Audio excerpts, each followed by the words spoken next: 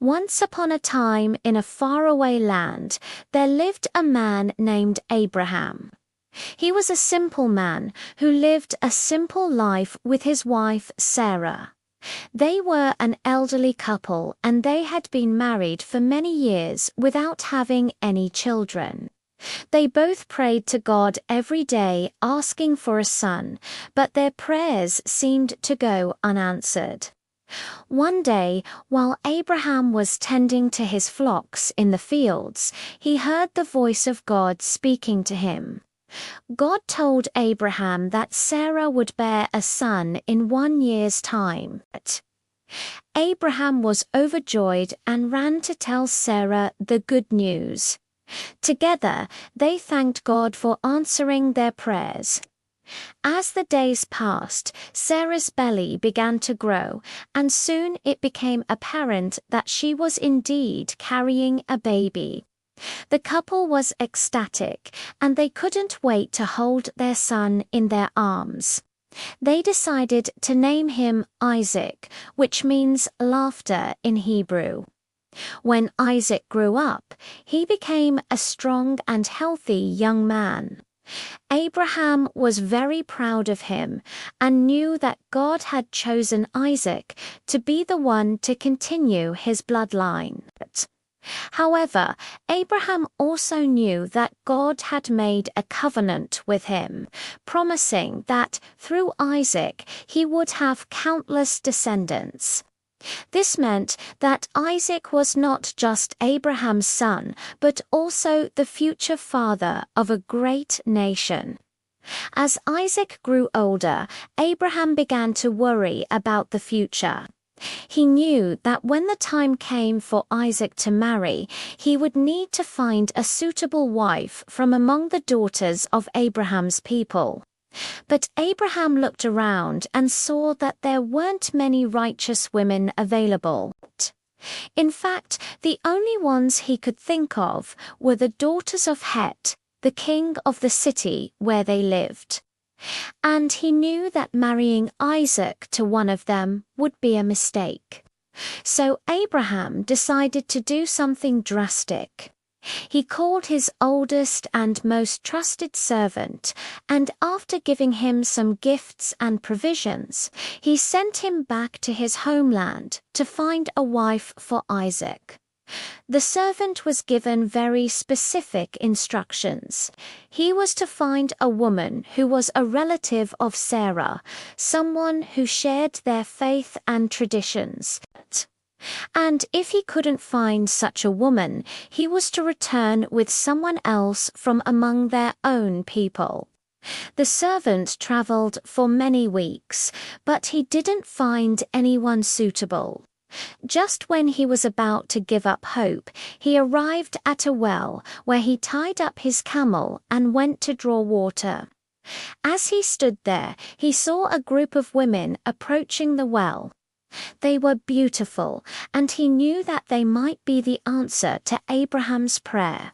So he waited for them to arrive and asked them for a drink of water.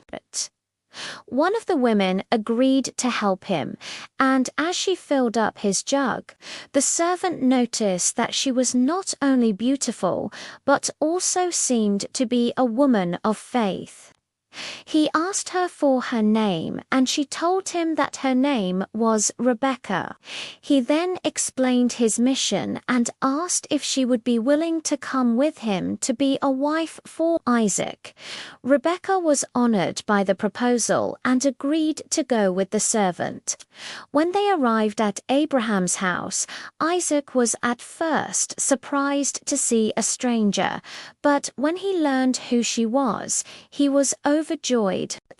Abraham and Sarah were also very happy and knew that God had answered their prayers. Isaac and Rebecca fell in love and were married soon after. Their wedding was a joyous occasion, and all of Abraham's family and friends were invited to celebrate. As the night wore on, Abraham approached Isaac and Rebekah and told them that it was time for him to reveal a secret that had been weighing heavily on his heart. He explained to them that God had made a covenant with him, promising that through Isaac he would have countless descendants. But in order for this prophecy to be fulfilled, Isaac had to marry a woman from Abraham's own people. Abraham then revealed that Rebekah was not the woman he had chosen for Isaac, and he apologized for deceiving them. Isaac and Rebekah were shocked, but they knew that Abraham had only done what he thought was best. They also knew that God had a plan for them, and they were willing to follow his path. Many years passed, and Isaac and Rebekah were blessed with twin sons. They named them Jacob and Esau. As the boys grew, they became more and more different. Jacob was a quiet and thoughtful young man, while Esau was wild and impulsive. One day, while Jacob was cooking a stew, the smell reached Esau, and he came rushing into the tent. He demanded that Jacob give him the stew, but Jacob refused. Instead, he challenged Esau to a wrestling match and promised him the stew if he won. Esau accepted the challenge, and the two brothers began to wrestle. They fought fiercely, but in the end, Jacob emerged victorious.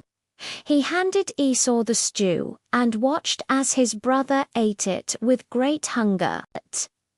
Then, as the sun began to set, Esau approached Jacob and told him that he wanted to make a deal.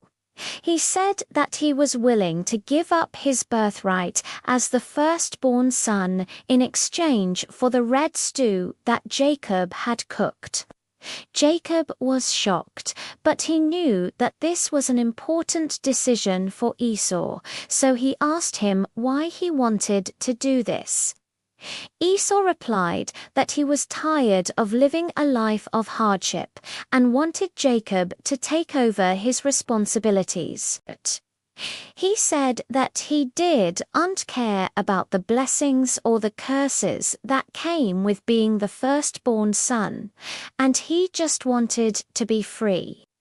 Jacob was torn, but ultimately he agreed to the deal. He knew that Esau was serious, and he didn't want to force him to go back on his word. So he took his brother's birthright and became the firstborn son in their family.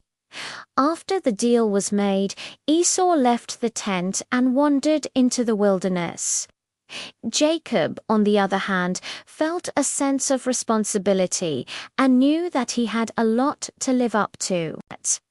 He had to prove himself worthy of his new status and make sure that Abraham's bloodline continued. As the years passed, Jacob worked hard to build a life that would make his father proud. He married a woman named Rachel, and they had two sons, Joseph and Benjamin. But he never forgot about his brother Esau, and he always wondered how he was doing out in the wilderness. One day, while Jacob was tending to his flock, he saw a group of men approaching. They were led by a man he recognized as Laban, the son of Bethuel, who was Rebekah's brother. Laban greeted Jacob and told him that he was there to take Rebekah back to her family. It turned out that the women of the city where Laban lived had complained about Rebekah's beauty, and Laban was there to take her away from Isaac and Abraham.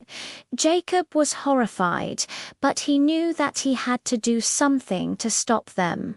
He called out to Isaac and told him what was happening. Isaac came running, and together they confronted Laban. Isaac demanded that Laban return Rebekah, but the man refused. He said that Rebekah was his sister, and he had every right to take her back to his family.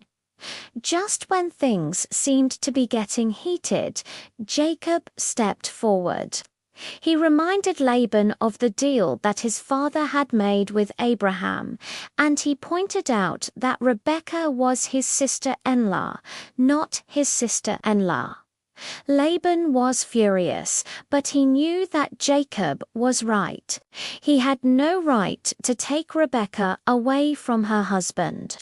So he apologized and offered to make amends. Jacob accepted his apology and invited Laban and his men to stay at his house for a few days. During their visit, Laban and Jacob became friends. And Laban even offered to let Jacob's sons work for him on his farm in exchange for a share of the profits. Jacob accepted the offer, and soon his sons were working hard on Laban's farm. They learned how to take care of animals, plant crops, and harvest the fruits of their labor. As the months passed, Jacob's sons became valuable assets to Laban, and he began to trust them more and more. One day, Laban called Jacob aside and told him that he was impressed with how hard his sons were working. He said that he wanted to give them an even greater responsibility and asked if they could work for him full-time. Jacob was grateful for the offer, but he knew that his sons had a destiny to fulfill. He told Laban that he appreciated the opportunity, but his sons had to go out into the world and find their own fortunes. Laban understood, and he let Jacob's sons go. Joseph and Benjamin were excited to start their new lives, but they also knew that they had a lot to live up to. They had to make sure that their father and grandfather were proud of them. As the brothers walked away from Laban's farm, they looked back and saw the look of pride and gratitude on their father's face. They knew that no matter what challenges they faced, they had each other and the legacy of their family to support them. And so they set off into the world, ready to face whatever challenges lay ahead. The end.